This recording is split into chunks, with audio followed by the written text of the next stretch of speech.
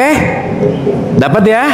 Nah, yang pengen saya elaborasi hari ini, kita bicara tentang tarik menarik namanya. Hukum tarik menarik. Contoh, saya kasih contoh. Tuh, bentar ini mati. Kok mati ya? Oh ya, sip. Tarik menarik. Ibu bapak mohon maaf ya. Contoh nih. Ada nggak orang yang suaranya lembut, tapi kalau dia ngomong nyelekit ke hati kita? Ada nggak yang gitu? Suaranya tuh kromo inggil banget, tapi gitu. Sekarang saya tanya, berarti suara yang ibu bapak dengar itu dari volume suaranya, dari lemes tidaknya, dari bahasanya, atau dari getarannya? Yang mana? Getaran. Makanya kalau kita bicara di surat 24 ayat 35 itu dikatakan Allahu nur. Aku adalah nur, kata Allah. Nur itu adalah cahaya. Nanti ini kaitannya sama energi. Kita udah pernah bahas ya, kita ini adalah makhluk energi. Maka setiap kita adalah getaran. Setiap kita adalah gelombang. Maka nggak ada yang diam, nggak ada yang stay, itu nggak ada. Setiap detik itu bergetar. Oke Bu, Pak? Jadi kalau ibu bapak ngerti getaran yang terbaik, ibu bapak maaf ya, ini dalam mindset. Saya mau tanya satu hal nih. Ibu bapak pernah dengar kata harta nggak? Pernah? Kira-kira menurut ibu bapak harta yang paling sangat berharga apa? Sehat. Hah? Sehat, oke. Jasmani rohani. Jasmani rohani, oke. Apa lagi? Satu, betul. Satu-satunya harta yang paling mahal, nafas. Ibu bapak mau punya Lamborghini, villa di Pondok Indah, nggak punya napas, sok mau apa? Bener nggak? Betul? Berarti napas ini kaitannya dengan sang hidup. Nah, artinya saat kita bernafas, kita lagi melakukan hidup, kita lagi ada dalam konteks yang namanya transformasi energi. Naik, inhale, exhale, tarik, buang. Ini kaitannya sama energi. Nah, setiap energi punya vibrasi. Yo, pernah gini nggak? Orang ngomong, ih kamu gini, tapi nyelekit, pernah nggak? Iya dong. Yang membuat nyelekit itu bukan kata-katanya, bukan, tapi vibes-nya. Meskipun ingat juga ditangkapnya oleh pemaknaan kita masing-masing gitu. Paham ya? Lagi, pernah nggak ibu bapak anak nggak ngomong sih, diam aja, tapi ibu bapak tahu dia lagi ada sesuatu? Pernah nggak? Karena ada vibes-nya. Oke? Makanya kemarin 2 pertemuan yang lalu kita udah bahas ada energi, ada vibrasi, ada frekuensi. Nah, dari ketiga ini sekarang saya tanya, maaf nih. Kalau ngomongin hukum tarik menarik, segala bentuk apapun ini yang terproyeksi keluar, dia akan menarik sesuatu ke dalam. Paham ya? Berarti vibrasi frekuensi kita ada di level mana, itu yang akan menarik. Ibu bapak sadar nggak kalau bangun tidur bete, kesel, itu sehari-hari ketemu lampu merah lah, parkir susah lah, ketemu yang nyerempet lah, hektik aja. Pernah nggak ngalamin gitu? Oke? Ketarik nggak? Kenapa? Karena kita mengawali dengan konteks yang namanya frekuensi rendah. Berarti segala sesuatu yang di luar itu memiliki hukum tarik menarik dengan sesuatu yang kita pancarkan. Nah, pertanyaannya begini. Ibu bapak kalau doa ya, lagi berdoa ngapain biasanya? Di dalam doa penuh dengan apa biasanya? Ada pengen-pengennya nggak? Ada atau banyak? Banyak. Ya, oke. Ya Allah, gini. Sekarang saya tanya, waktu ibu bapak berdoa, yang jadi subjek Allah atau keinginanku? Nah itu dulu aja. Berarti waktu berdoa yang jadi subjek keinginanku, berharap Allah mengikuti keinginanku, betul nggak? Itu lagi doa atau lagi ngatur?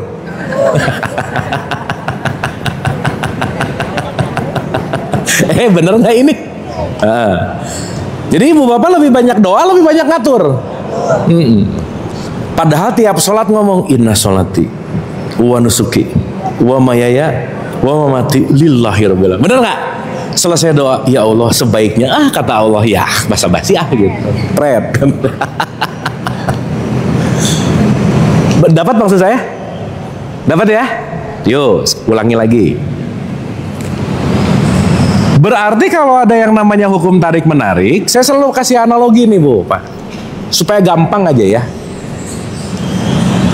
Andai kata kalau Allah ini berlaku sebagai dalang, kita ini berlaku sebagai wayang, kira-kira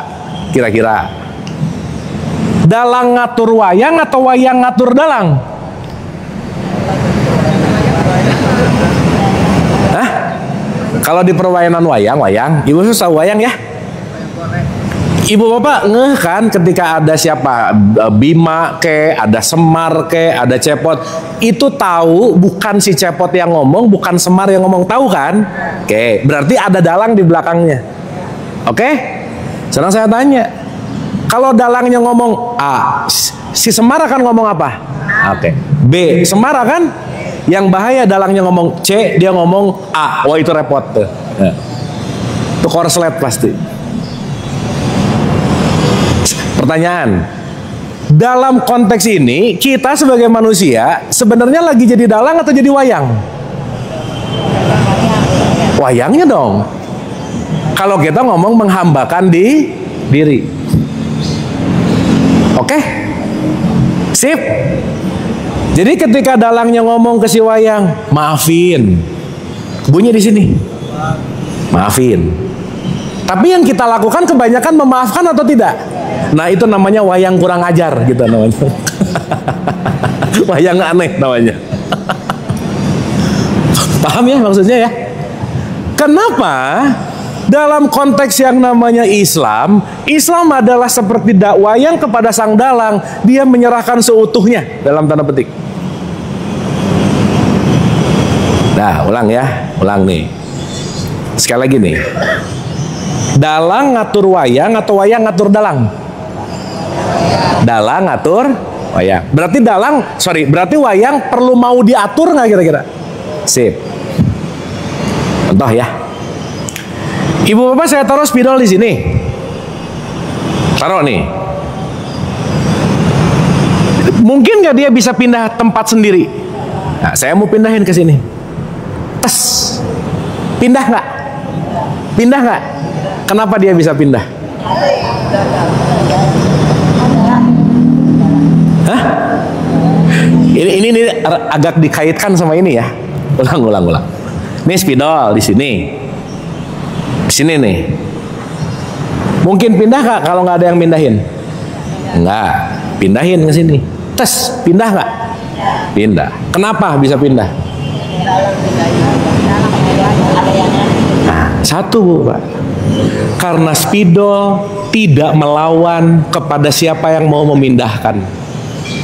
Karena dianya diem, dianya nggak ngapa-ngapain, dianya berserah, dianya nggak ada penolakan, nggak ada perlawanan, dia hanya percaya sama siapa yang memindahkan. Betul nggak? Kebayang nggak kalau ini saya mau pindahin, begitu saya ke sini, spidolnya gerak sendiri ke sini, setek. Ke sini gerak lagi, ke sini gerak lagi, ke sini gerak lagi. Bisa pindah nggak kira-kira? Nggak bisa. Berarti jangan-jangan alih-alih kita sholat tiap hari, iftitah tiap hari, ngaku-ngakunya berserah sama Allah, tapi kita kabur terus dari Allah gitu kira-kira. Betul nggak?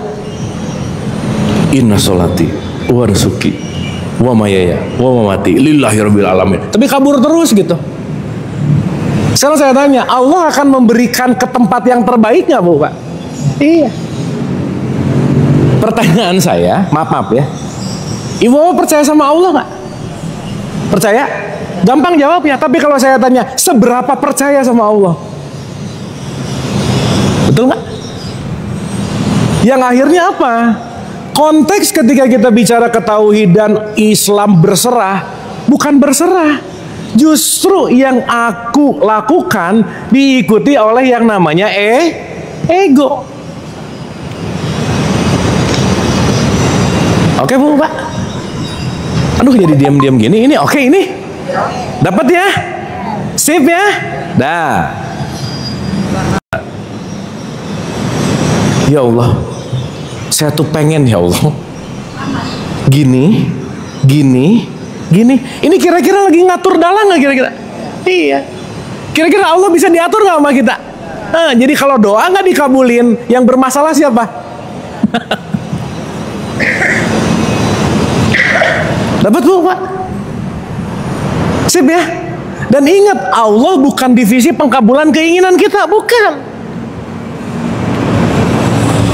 Nah, berarti pertanyaannya lagi, yuk kita mulai mengerti, doa itu bukan minta. Bukan. Meskipun dalam doa ada minta-minta, boleh-boleh aja sih. Tapi doa itu artinya mengundang atau terhubung.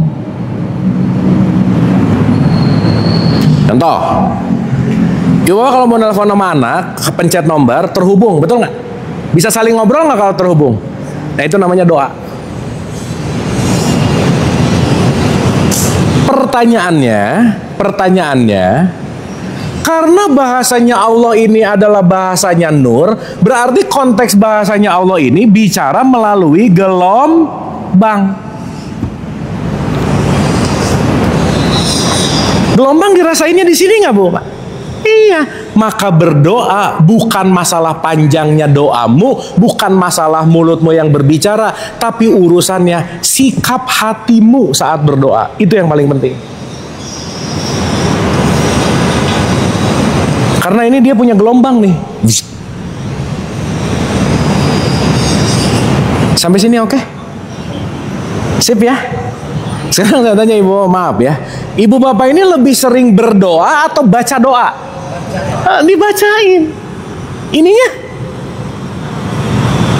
Ibu bapak waktu doa, concern ke bacaannya, hafalannya atau ke hatinya? Yang mana? Robana, hati. Salah. Udah. Jadi sibuk di pronunciation gitu. Tapi ininya, betul nggak? Makanya di ayat 186 Al-Baqarah tadi, dan apabila hamba-hambamu bertanya tentang aku, jawablah aku dekat. Itu adalah salah satu cerita ketika Nabi Muhammad datang ke perkampungan, ada orang doa teriak-teriak, Bu, Pak. Wah gitu. Ya elah, emang Allah di mana sih harus teriak gitu? Sekarang saya tanya, didengar sama Allah doanya gara-gara toanya kencang banget atau sikap hatinya yang terhubung? Pertanyaan, sikap hati yang terhubung, apakah mulutnya harus teriak-teriak? Enggak.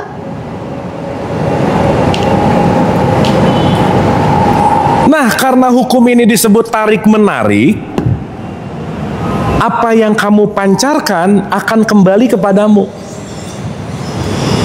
Apa yang kamu proyeksikan akan kembali kepadamu. Berarti doa urusan bacaan, urusan bunyi, atau urusan sikap hati, yang mana? Makanya di 89 ayat 27 ada kata-kata, ya ayat Tuhan nafsul mutmainah, wahai jiwa yang tenang. Pertanyaan, ibu bapak doa kalau jiwanya lagi tenang atau lagi nggak tenang? Ayo, gimana? Berarti ketika doa jiwanya lagi nggak tenang, berarti yang diproyeksikannya ketenangan atau ketidaktenangan. Maka yang datang apa? Nah,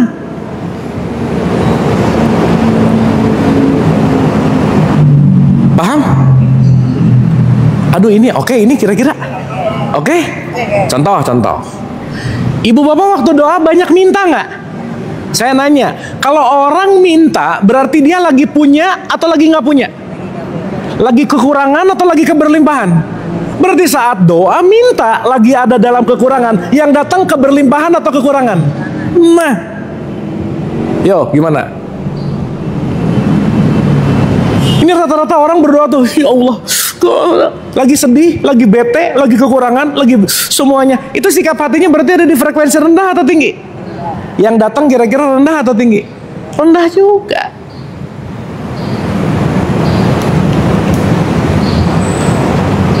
Paham bu, Pak?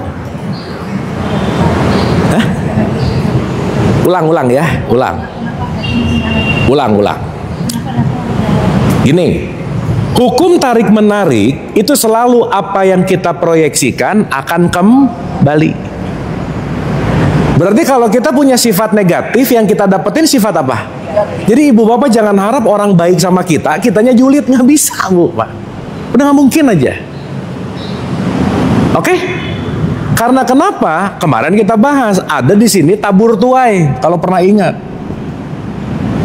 apa yang saya sekarang tuai, apa yang sekarang jadi buahnya, apa yang kemarin saya tanam.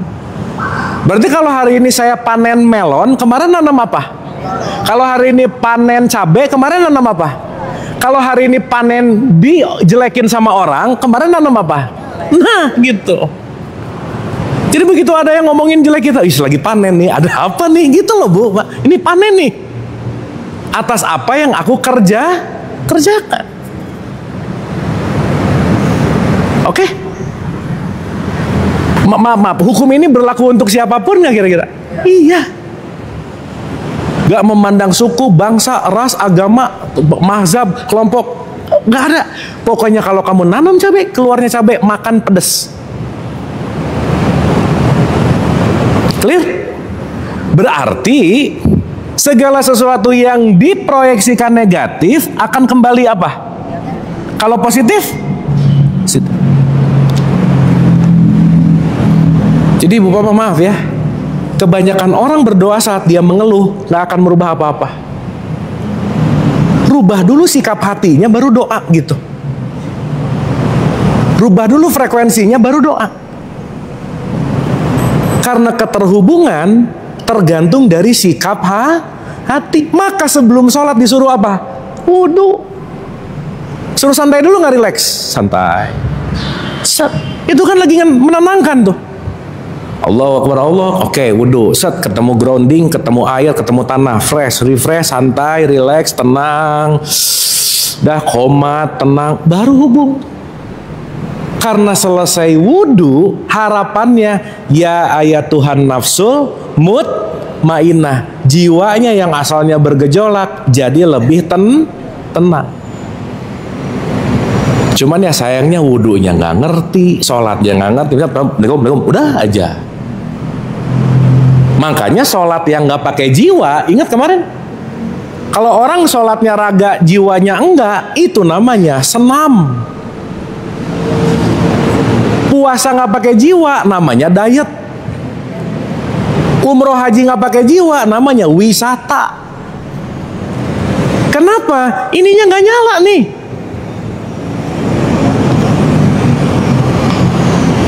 Oke bu, Pak. Pak ini bagus, langsung tenang banget ibu bapak. Oke ini. Dapat ya. Berarti proses menenangkan batin perlu nggak? Nah. Makanya dalam tradisi-tradisi Islam ada zikir dulu, tasbih.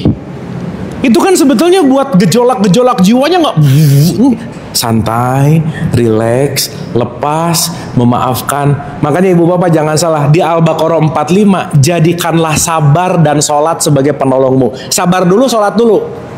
Iya, berarti tenang dulu baru terhubung. Berarti sabar yang membuat sholat terhubung atau sholat yang membuat kita sabar?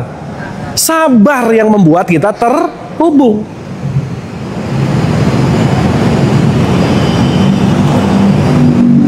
Oke Bu, Pak? Paham? Berarti kalau mau merubah kualitas doa, yang dirubah bacaannya, bunyinya, teriakannya, atau sikap hatinya. Ini nih. Ingat nggak Bu Pak, waktu kita bahas skala level paling rendah dalam konteks jiwanya tasawuf, itu disebut amarah. Masih ingat? Naik satu level lawamah, mulhamah, mutmainah. Nah, at least di level 4 top aja udah.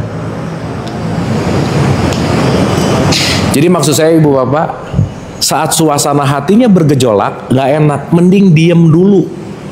Diem. Diterima, dipasrahkan, sampai tenang, nyaman, dah berdoa. Wudhu dulu. Ingat nggak ada hadis Rasulullah ngomong ini? Kalau kamu lagi marah berdiri, duduk. Betul nggak? Kalau duduk masih marah, baring-baring. Baring-baring masih marah, wudhu. Abis duduk, baring-baring, wudhu masih marah, buset dah, gitu kira-kira. Mau ngapain lagi susah. Ya maaf ya, pernah nggak doa lagi marah Bu Pak? Apalagi ngeliat orang, saya doain. Nah, pernah gitu nggak? Ah, selesai aja Bu Pak. All the best. Oke. Berarti konektivitasnya kembali kepada tarik menariknya. Jadi jangan heran kalau tadi di awal saya tanya, banyak nggak doa yang tidak dikabulkan? Ya iyalah, kenapa? Sikap hatinya nggak matching. Dan saat sikap hatinya matching, Ibu Bapak akan melihat, oh aduh deh, udah deh. Ini nanti perlu dibuktikan sih. Tapi juga perlu dilatih. Berarti sifat-sifat ketakwaan dalam keseharian perlu nggak Bu Pak? Ya jangan pelit. Kalau pelit Ibu Bapak boro-boro mutmainah. Gini terus nih. Kontrol amarah, memaafkan. Jadi maaf ya, boleh jadi doa yang tidak terkabulkan karena kita memang jarang memaafkan dan susah memaafkan, titik Bu. Nanti lama-lama kalau terhubungnya udah oke, even doa kita nanya, ya Allah aku harus berdoa apa ya? Udah gak mau-maunya kita. Disitulah yang disebut Islam berserah. Jadi emang awal-awal orang berdoa tuh ekspektasinya tinggi. Wah gimana, nggak kejadian. Udah turun. Oh ternyata doa bukan masalah pengabulan keinginanku, tapi menyelaraskan keinginanku dengan keinginannya Allah. Jangan-jangan keinginannya yang harus dilepasin, bukan harus terjadi gitu. Oke? Sip? Aduh ngerti Ibu Bapak? Dapat ya? Sip, mantap. Ya, Ibu Bapak saya ulang-ulang gini nggak apa-apa ya. Tapi pengulangannya kita masuk ke step lebih dalam karena kita punya di PDF yang saya kasih itu kan ada 12 hukum tuh. Ini hari ini kita ke-8 berarti. Nanti di Zoom minggu depan ke-9. Dan nanti kita ulang-ulang. Nanti kita recap satu-satu. Tapi yang paling perlu adalah bukan masalah hafal ininya, bukan. Tapi kembali kepada bagaimana kita selalu memperbaiki, kalau pakai bahasanya Ibnu Arabi itu tazkiyatun nafs Bu Pak. Membersihkan nafsnya terus menerus. Coba aja kalau kita ngerti, saat aku memaafkan, aku lebih mutmainah. Saat aku lebih mutmainah, aku lebih baik hubungannya sama Allah. Pasti pengen maafin. Orang gak memaafkan karena gak ngerti gitu. Sip ya. Dan yang kita pegang itu yang kita suka dan yang kita cinta sebenarnya. Jadi kalau kita tidak memaafkan, jangan-jangan bukan benci tapi cinta Bu Pak. Pun sebaliknya. Ngomongnya benci tapi tiap hari diomongin terus Bu Pak. Aneh nggak? Dia tuh ya, ngomongin besoknya dia tuh ya. Katanya benci, diomongin mulu. Gimana sih gitu? Makanya nanti pada akhirnya kita akan menyadari bahwa semua teknik apa yang kita pelajari, kita lagi melepaskan yang namanya kemelekatan. kesepakatan. Karena next kita akan bahas hukum ritem namanya, hukum keselarasan. Gimana sih supaya selaras? Nah pertanyaannya, gimana mau selaras kalau tarik menariknya nggak beres gitu kira-kira? Oke Bu, Pak. Sering nggak dengar di ceramah-ceramah konvensional, jadilah orang yang berbaik sangka. Pernah dengar gitu nggak? Baik sangka tuh maksudnya apa sih? Membuat si vibe sikap hatinya di level yang mutmainah gitu. Nah intinya Bu, Pak, saat ibu bapak lagi marah, benci, dengki, iri, ngerasa tidak ngerasa nggak merendahkan diri, pokoknya lagi frekuensi nggak enak aja, sebisa mungkin nomor satu diem, yang kedua jangan mengambil keputusan, diem dulu. Karena diam dan tenang adalah kunci nanti. Soalnya kalau kita nggak diam dan tenang, kita akan diambil alih sama pihak lain itu gitu. Diambil alih sama emosi kita, frekuensi rendah kita. Akhirnya apa? Kita mengulang-ulang kebiasaan lama yang bukan keinginan kita gitu. Nah disitulah nanti perlu kesadaran. Oke? Sip ya? Jadi kata kuncinya, tarik menarik akan selalu terjadi khususnya dalam konteks yang namanya doa. Doa urusannya bukan kata-katamu tapi keterhubungan sikap hatimu. Nah ibu bapak, salah satu frekuensi tinggi dalam sikap hati itu namanya frekuensi cinta gitu. Makanya Nabi Muhammad bilang, tertolaklah amal sesuatu yang dilakukan ketika kamu tidak berbasmalah. Pernah dengar nggak? Kan bukan gini nih, mau minum bismillah, blok. Bukan. Bismillah, blok. Bukan. Tapi ininya nih, saat kita ada di frekuensi cinta, kita lagi ada di hukum tarik menarik yang levelnya tinggi. Jadi semua kembali kepada hati nurani. Semua kembali kepada qalbu. Bal huwa ayatum bayinah fi sudur 2949. Semua petunjuk Quran yang sejati itu ada di dalam kesadaran dalam sudur kita gitu.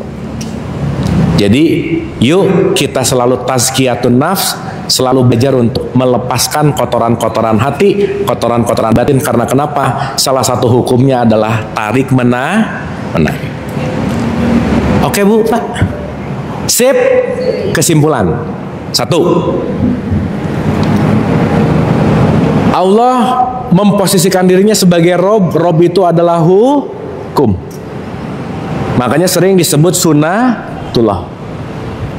Ibu bapak mau sekencang apapun doa, tabur tuainya terjadi, nggak bisa nanam cabai, ya Allah keluarkanlah durian. Nggak ada Bu, Pak.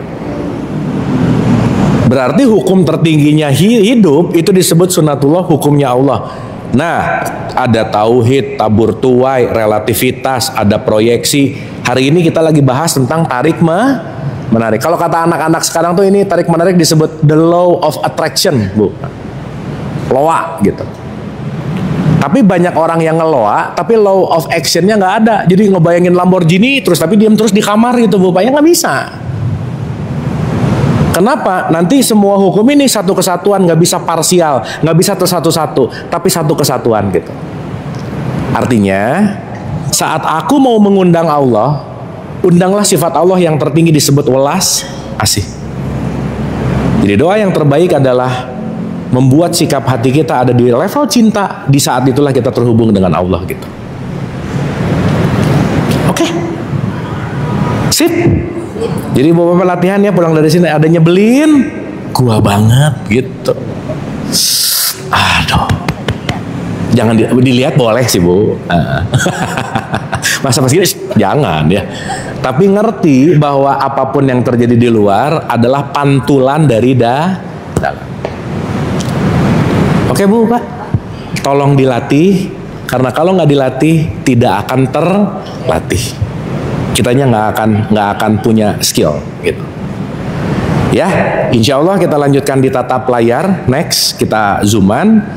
Tapi ini nanti ada rekamannya. Ibu bapak kalau bisa sebelum zoom minggu depan, ini minimal ditonton H-1 satu kali lagi, supaya kita nggak mundur-mundur jauh gitu. Oke? Paham? Dapat sesuatu hari ini? Dapat? Deh. Hari ini saya nggak menerima pertanyaan, tapi saya mau nanya, ibu bapak dapat apa dari pembelajaran kita hari ini? Boleh? Simple aja. Ada yang mau mewakili? Dua ibu-ibu, dua bapak-bapak. Dari bapak-bapak dulu ah. Iya. Pak, mungkin dapat pembelajaran apa hari ini, Pak? Makasih Kang Abu. Assalamualaikum warahmatullahi wabarakatuh. Salam warahmatullahi. Intermezzo dulu, mungkin kebetulan tadi nama saya disebut-sebut. Oh iya. Nama saya Ego. Pak Ego ya? Iya, tapi jadi Bapak nggak usah ngeluarin ego, udah ego. Iya. Ya. Oke, ini kali pertama saya, tapi pembelajaran mengudara sih udah beberapa kali ya dengan Kang Abu ya. Ini pertama kali yang tatap langsung. Pembelajaran saya adalah yang tadi Kang Abu sudah sampaikan, dan itu terus terang sulit ya, karena kita melihat sesuatu yang tidak berkenan atau tidak cocok, tapi kita harus merefleksikan diri bahwa itulah kita. Namun ya memang harus dilatih ya Kang Abu ya, untuk ya ini karena memang sudah hukumnya Allah. Saya kira itu aja, satu aja dulu yang PR besar buat saya itu. Ya.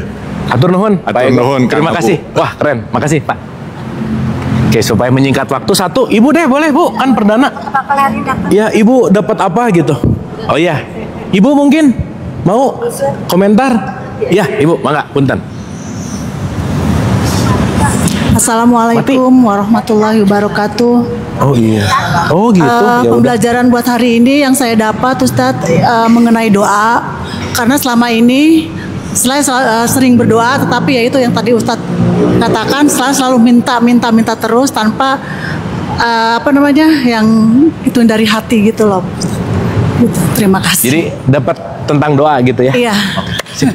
Atur nuhun. Selama ini doa saya hanya meminta, belum tahu yang tadi Ustadz katakan itu, ternyata saya selama ini salah. Ayo, enggak cara salah, meminta, Bu. cara memintanya. Iya, Terima kasih. Kita belajar bareng ya. Oke, makasih. Baik, terima kasih Ibu dan Bapak. Kita doa sebentar sebelum kita tutup. Baik ya, Ibu Bapak, kita hening sejenak sebelum kita tutup kajian kita di pagi hari ini. Al-Fatihah. A'udzubillahi minasyaitonirrajim. Bismillah. Allahumma rabbik firli wali walidayya warhamhuma kama rabbayani shaghira. Rabbana atina fid dunya hasanah wa fil akhirati hasanah wa qina adzabannar wa adkhilnal jannata ma'al abrar ya aziz ya ghafar ya rabbal alamin.